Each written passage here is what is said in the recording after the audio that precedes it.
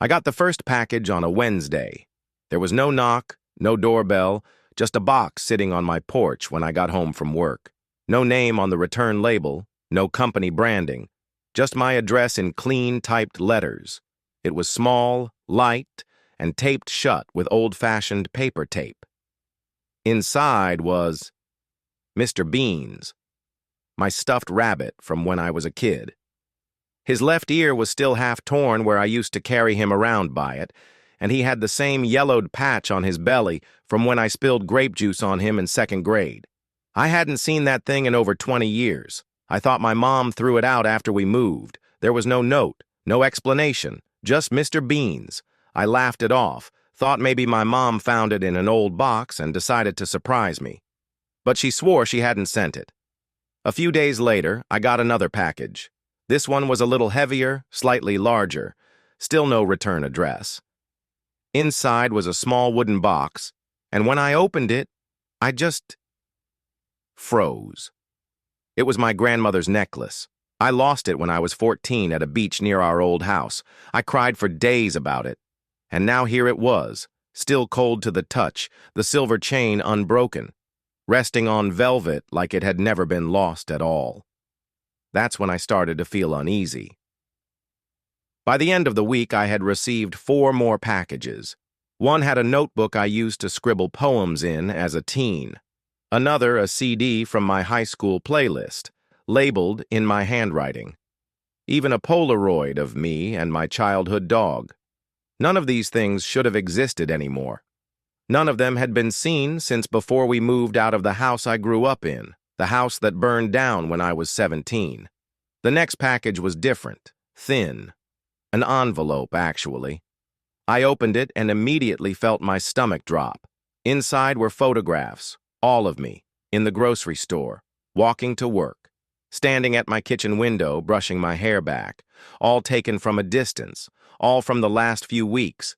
Someone had been watching me. There was no message, just the photos, neatly stacked, crisp, clear. I called the police. They took the photos but couldn't trace anything. The packages had no fingerprints, no postage, like they'd just appeared. I stopped sleeping well after that.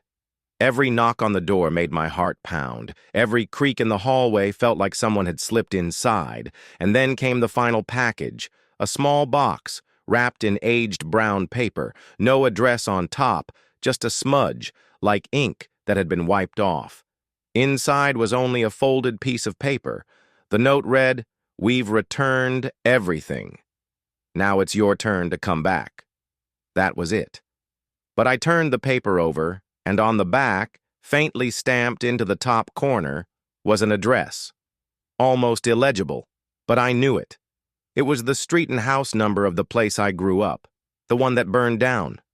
I didn't go back, not right away. But a few weeks later, out of pure curiosity or maybe needing to close whatever this was, I drove by. There's nothing there anymore, just an empty lot. Overgrown grass, no structure, no foundation. I stood at the edge of it and waited. Nothing happened, no voice, no ghosts. Just silence. But in a weird way, I felt like someone was letting go. Since then, the packages have stopped. No more photos.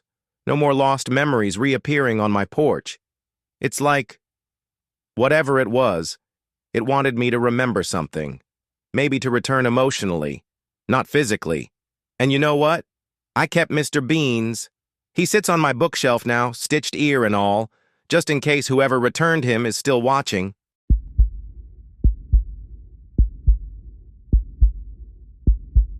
It started with a knock I didn't hear. I came home from work to find a large cardboard box sitting just inside my front gate. No signature required, no delivered notification. Just there.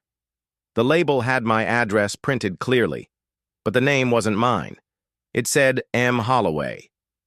I've lived in this house for 2 years.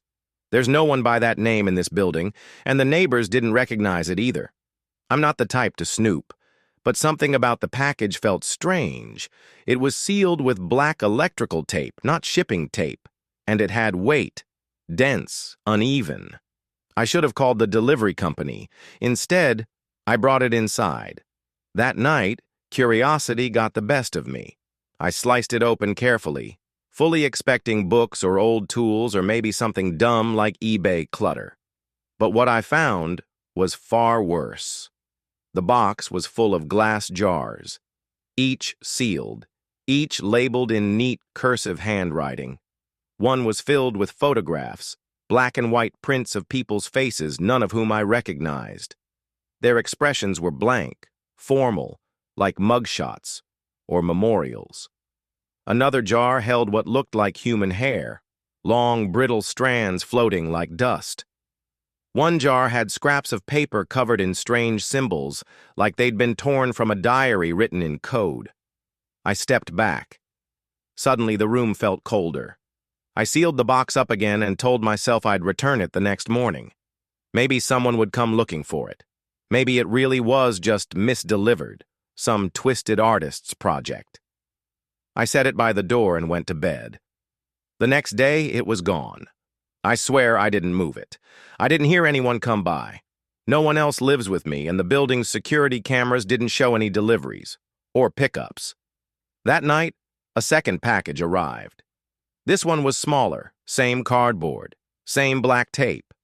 But this time, the label had my name on it, not M. Holloway. Mine. I opened it with shaking hands. Inside was a single object, a large manila envelope, and inside that, photos of me, walking to work, sitting on my porch, buying groceries. One of them was from inside my house, a grainy shot of me sleeping on the couch, mouth slightly open, wrapped in a blanket. There was no note, no sender, just the photos. I reported everything to the police. They took a statement, sent someone to do a sweep, and promised to follow up. Nothing ever came of it. No prints, no suspects, no explanation. I changed the locks the next day, installed new cameras, even put in a second deadbolt. Still, I didn't sleep right for weeks. Eventually, the packages stopped. No more boxes, no more names, no more jars. But a few weeks ago, I got a letter in my mailbox, no stamp, just tucked in by hand. Inside was a note, typed on an old typewriter. "We're sorry. That one wasn't meant for you." That was it. Weirdly, I believe them. Whatever it was, whoever M. Holloway was, I think I wasn't supposed to see what I saw. Maybe the box was meant for someone else entirely. Maybe the wrong name on the label wasn't the mistake. But I haven't gotten another package since. And if I do, I won't open it.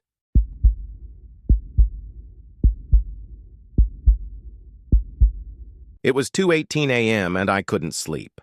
I was scrolling through TikTok when I came across a live stream tagged number hash mystery box auction. The feed was grainy and low res, but thousands of people were watching.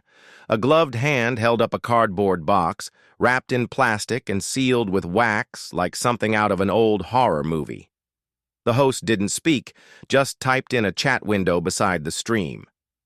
"One of one, personal, private, bidding open now. You must be watching from a verified location." That should have been my sign to close the app. Instead, I watched. And then, for some reason I still can't explain, I placed a bid. 5 minutes later, the feed ended. A message popped up. "Payment received. Your box ships tomorrow." That was it. No receipt, no company name, no tracking number. Just a sense of unease I couldn't shake. Still, I convinced myself it was a prank or a scam. I went to bed. 3 days later, the package arrived. Brown box, black wax seal, no return label, and my name, written in perfect handwriting across the top. When I opened it, the smell hit me first. Not rotten, just familiar, like the inside of my closet or the drawer where I keep old notebooks. Inside were several neatly packed items. A receipt from my favorite cafe, same day, same order. A key identical to the one I keep on my keychain. A sock. My sock. I recognized the tiny tear near the heel. And finally, a small plastic bag containing a lock of my hair. Fresh, like it had been snipped days ago. I felt sick. I live alone. There was no way someone could have collected these things, unless they'd been in my house. At the bottom of the box was a USB stick. I plugged it into my laptop with trembling hands. The file had no name. I hit play. At first, the screen was black. Then, slowly, a dimly lit hallway appeared. My hallway. The footage was shaky, handheld, like someone was recording while walking through my home. Then I saw it, me, asleep on the couch. The camera got closer, almost lovingly, and lingered just long enough to see my chest rising and falling. The video cut to black. I called the police. They couldn't trace the stream. The box had no fingerprints. The return label was fake. No signs of forced entry. Nothing on my doorbell cam. Nothing on my indoor camera either, except a 2-hour blackout on the night the video was filmed. I changed my locks, got new cameras. I even moved apartments a month later, and I never bid on anything again. But sometimes when I scroll too late at night, I still see those mystery box live streams. They pop up for a second, then vanish. One time I swore I saw my old apartment in the background. I clicked away. Because some auctions don't sell things. They collect.